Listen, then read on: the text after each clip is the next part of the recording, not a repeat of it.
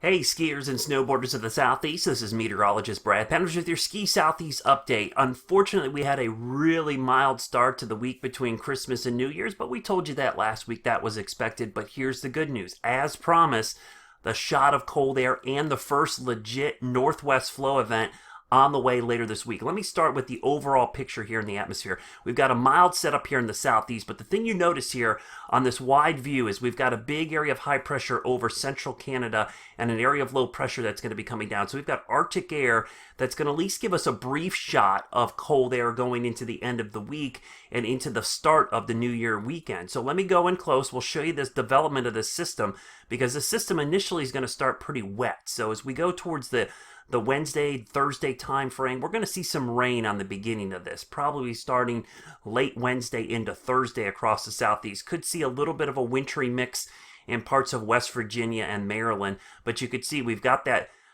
setup here where we've got a little bit of moisture moving in ahead of the main front. But once the front crosses over, this changes over to snow pretty quickly. And this is going to be our first legitimate northwest flow event because for the first time, we're going to have a Great Lakes connection here on the back side of this front. And we're going to get at least, I think, a 24-hour period of a decent northwest flow event. It's not really long. It's not a huge event, but I think West Virginia, Maryland, probably end up getting the best shot of this, but you could see the snow. This is going into Thursday night, and then we're going to go into Friday, and Friday looks to be the peak of this. So Thursday night into Friday, there's that northwest flow. This is the ideal setup. You can actually see the Arctic air spilling in here across the Great Lakes, so we're picking up that Great Lakes connection, depositing it on the northwest side of the mountains, and this is the best setup I've seen so far this season, and I really like this setup because you got the combination of the cold air.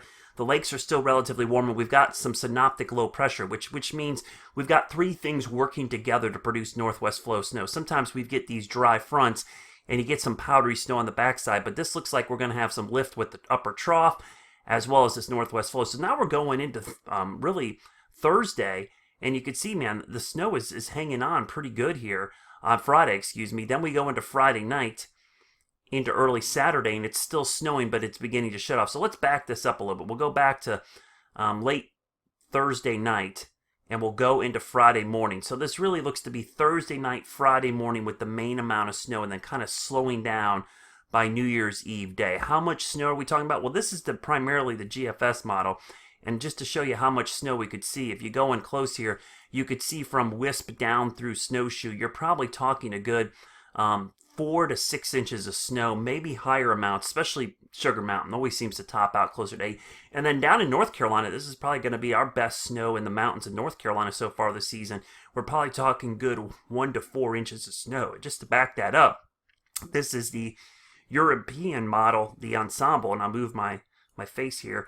Chances of seeing at least 1 inch. You can see 100% chance with a little 6-inch area, but down in North Carolina, you can see solid 1-inch chance.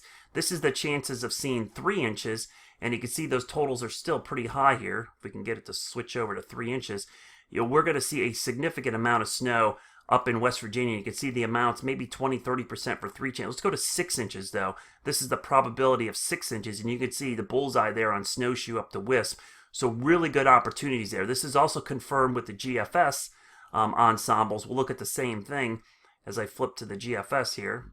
I was going to try to flip to the GF.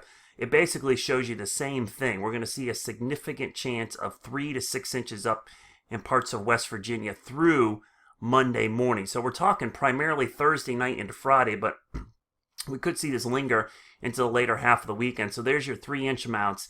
And again, pretty decent chance we're going to see significant snow from Snowshoe up to Wisp, and then maybe 1 to 3 down into West Virginia. So let's look long range. What's going to happen long range? Well, we've got our cool down this weekend, but you can see that we're going to see another warm up early next week. This looks almost like a carbon copy of this week. A big warm up early in the week after a cold weekend, and then another shot of cold air going into the following weekend. Look at this cold air coming down into the western U.S. This is a really good sign as Arctic air spilling down into areas where it's typically cold, but look at this, 30, 40 below average for parts of Montana and Wyoming. That's pretty amazing. That cold air will begin to shift east, and then we're going to go towards Thursday, January 5th, and that cold air starts to spread east by the time we get into late next week. So just like this week, it's the late week time frame into the weekend that the cold air spreads east, and once it moves in, this time it looks like the cold air could have a little bit more staying power. Now, when I'm talking super cold, notice temperatures across the southeast are generally anywhere from 5 to 10 degrees below average, but it lasts from Thursday, Friday, next Saturday, next Sunday, next Monday even, next Tuesday, next Wednesday. So you're talking about maybe a 6 or 7 day stretch of decent cool weather before we see a little bit of a warm up. But notice the cold air is trying to reload in Western Canada. So that's really long range and into the future. As we go into January, the one thing we know, we don't see prolonged warm air, don't see prolonged cold air, except for maybe mid-January. It looks like we might have a decent shot of getting into there. But the problem is we've got these big warm-ups that have been occurring early in the week, and we've got one of those occurring early next week. But remember, this weekend, this is what we're going to get.